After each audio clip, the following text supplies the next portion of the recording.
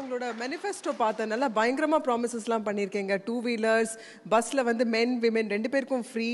அது தவிர வந்து இன்கம் சப்போர்ட். இது மக்களுக்கு பயனுள்ள திட்டம்.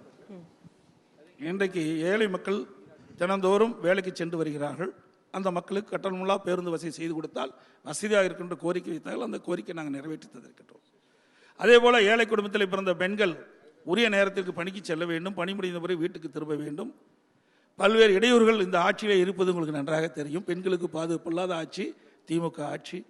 அதனால் அவர்கள் பாதுகாப்பாக பணிக்கு செல்வதற்கும் பணி முடிந்த பிறகு வீடு திரும்புவதற்கும் அம்மா இருசக்கர வாகனம் ஏற்கனவே அறிவிக்கப்பட்டது. திமுக ஆட்சி கைவிடப்பட்டது. மீண்டும் அதிமுக ஆட்சி மலரப் போகிறது. மலர்கின்ற பொழுது சுமார் 5 லட்சம் மகளிர்களுக்கு அம்மா இருசக்கர வாகனம் மானிய விலையிலே வழங்கப்படும் என்று அறிவித்தோம். ஒவ்வொரு அம்மா இருசக்கர வாகனம் வாங்குவதற்கும் 25,000 ரூபாய் மானியம் அளிக்கப்படும் என்ற அறிவிப்பையும் கொடுத்திருக்கின்றோம்.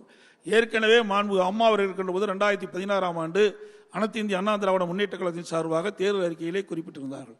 அதிமுக ஆட்சிக்கு வந்தால் அம்மா இருசக்கர வாகனம் மகளிருக்கு வழங்கப்படும், மானியம் வழங்கப்படும் என்று தெரிவித்தார்கள். அம்மா மறைவுக்கு பிறகு அம்மாவுடைய அரசு அதை செயல்படுத்தி சுமார் 2,85,000 மகளிருக்கு அம்மா இருசக்கரம் வாகனம் நாங்கள் வாங்கி கொடுத்தோம். அந்த திட்டத்தை மீண்டும் நாங்கள் அறிவித்திருக்கின்றோம். மகளிர் இடத்திலே இது மிகப்பெரிய வரவேற்பை பெற்றிருக்கின்றோம்.